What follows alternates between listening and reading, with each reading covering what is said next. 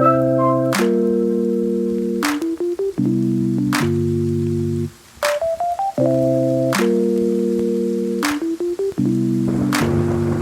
mempelajari lebih lanjut mengenai arsitektur pada masa Renaissance, ada baiknya kita mengerti arti kata Renaissance itu sendiri. Apa arti kata Renaissance? Renaissance terdiri atas dua kata, yaitu re yang berarti kembali dan naître yang berarti lahir dalam bahasa Perancis. Jadi Renaissance dapat diartikan sebagai lahir kembali. Dengan kata lain, masa Renaissance adalah masa lahirnya kembali orang-orang Eropa dengan mempelajari ilmu pengetahuan Yunani dan Romawi kuno yang ilmiah dan rasional.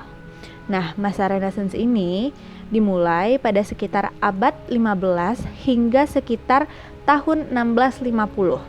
Sebelum masa Renaissance ini dimulai, bangsa Eropa mengalami masa kegelapan atau disebut juga The Dark Age.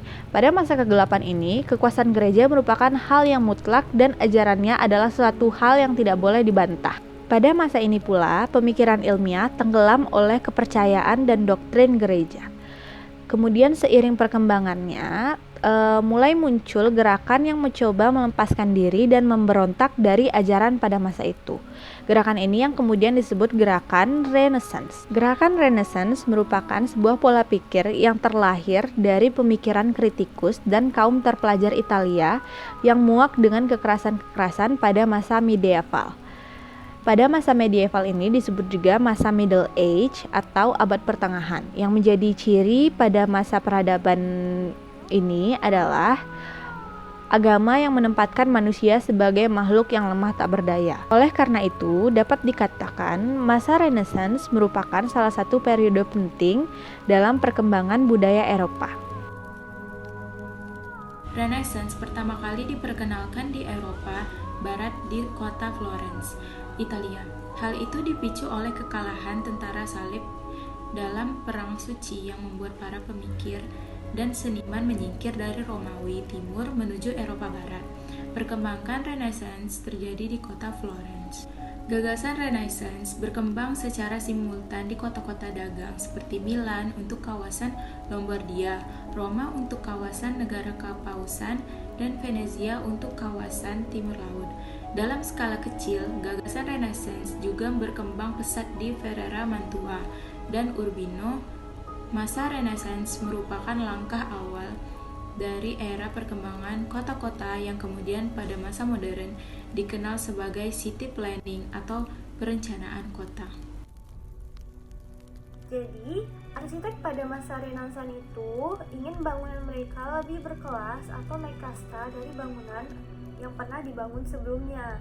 Itu kenapa mereka kembali ke masa Yunani atau periode Yunani atau proporsi Yunani yang simetris, yaitu golden ratio. Selain bangunannya, denahnya juga simetris dan teratur juga jelas. Bangunan pada masa Renaissance juga memakai kolom seperti Yunani dan Romawi, bentuk Doric, Ionic, dan Corinthian. Untuk atapnya atau atasnya mereka itu memakai kubah.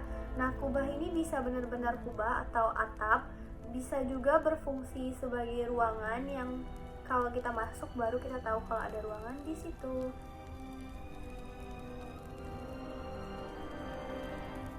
Dan biasa itu diatur dalam bentuk lengkung-lengkung gitu.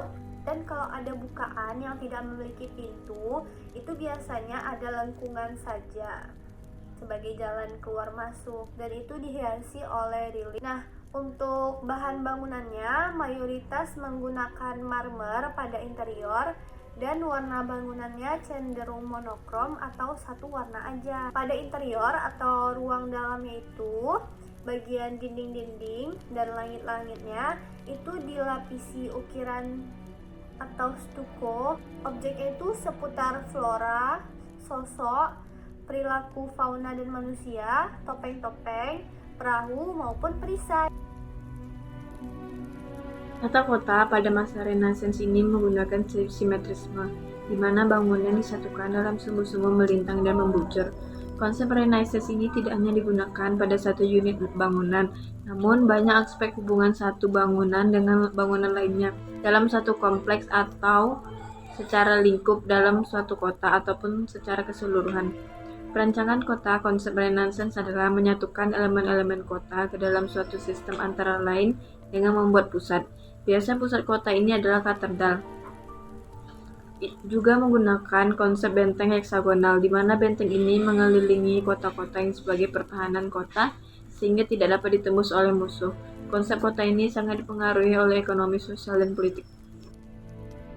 Bangunan seperti gereja atau kapel yang didirikan pada masa itu mencerminkan Renaissance yang sebenarnya, yaitu tanpa terikat dan tidak terbatas. Bangunan gereja masih banyak menggunakan arsitektur gotik yang mengambil bentuk dasar dari persegi panjang atau salib. Mengingat tata letak gereja konservatif terdiri dari narthex, nave atau tempat jemaat, dan tempat kudus yaitu panti imam. Tapi ternyata banyak juga kapel yang mengambil tata letak sirkular, semisirkular, atau persegi yang mengadaptasi tempat peribadatan Romawi. Selain tempat peribadatan, perumahan atau rumah-rumah warga juga tidak lepas dari para arsitektur yang mengaplikasikan bentuk dari Renaissance tersebut. Sehingganya Renaissance tersebut berkembang secara adil di pemukiman, baik di tempat peribadatan atau rumah-rumah warga. Berikut beberapa contoh bangunan yang dibangun dengan arsitektur Renaissance. Arsitek yang bekerja pada Santo Paulus tersebut adalah Christopher Wren, berlokasi di London, Inggris, dan berfungsi sebagai gereja atau tempat peribadatan. Sejarah singkatnya adalah katedral ini didedikasikan untuk Paulus dan Taurus dan dibangun pada tahun 604 Masehi. Katedral ini merupakan gereja induk dari Keuskupan London. Struktur baru gereja ini dibangun pada abad ke-17 oleh Christopher Wren. Untuk denahnya yang nomor 1 Bell Tower, 2 Nave, 3 Eastle, 4 Lord Mayor's Vestry, 5 Minor Canons Vestry, nomor 6 Dawson Vestry, nomor 7 Transept, nomor 8 Crossing Under the Dome, nomor 9 Choir, nomor 10 Jesus Chapel. Ornamen yang digunakan dalam Santos Paulus ini adalah lukisan kehidupan suci Santo Paulus pada kubah bagian dalam, juga menggunakan kolom Korintian pada bagian depan. Untuk strukturnya, kubah yang berfungsi sebagai plafon yang di atasnya terdapat konstruksi kerucut, ditutupi lagi dengan kubah lebih cembung dengan kerangka kayu. Berikutnya adalah gereja San Andrea. Arsitek yang bekerja pada gereja tersebut adalah Leon Battista Alberto, berlokasi di Mantua, Italia, dan berfungsi sebagai gereja. Sejarah singkatnya adalah bangunan ini dibangun antara 1470 sampai dengan 1472 hingga selesai total pada tahun 1481. Gereja ini berlokasi di kota Mantua, Italia, yang merupakan kawasan kota lama. Ornamen yang digunakan pada gereja ini adalah pentafel diisi oleh hiasan dengan lukisan dan hiasan tak berfigur lainnya. Plafon nave berbentuk penumpang lengkung setengah lingkaran dihias dengan pola kotak-kotak geometri dan hiasan tak berfigur lainnya. Denahnya yaitu A. Nave, B. Kapel, B. 1 Makam Mategna, C. Ruang pengakuan dosa, D. Portico, E. Santuari, F. Transept sentral, dan H. Apse. Struktur dan konstruksi yang digunakan dalam gereja ini adalah di atas pedimen terdapat konstruksi pelengkung yang tidak jelas fungsinya. Pedimen berada di atas entablara yang disangga oleh dinding dan 4 buah pilastar model Romawi berkepala Korintian. Renaissance dimulai dari Italia lalu berpengaruh besar terhadap bangunan di Prancis yang merupakan pusat dari penyebaran. Perkembangan arsitektur Renaissance dibagi menjadi 3 bagian, yaitu periode awal yang masih dipengaruhi oleh gaya gotik pada bangunan-bangunannya. Pada periode kedua yaitu ciri mendominasinya yaitu menonjolkan kemegahan, ketenangan, kecerahan, serta kesatuan detail pada keseluruhan. Periode ketiga atau periode akhir yaitu dipengaruhi oleh kekuasaan Louis, yaitu satu dan lainnya saling tumpang tindih. Sedangkan bentuk ketiga sering disebut model kekaisaran dengan mendapat pengaruh kuat oleh pola lokal yang memberi suasana intim.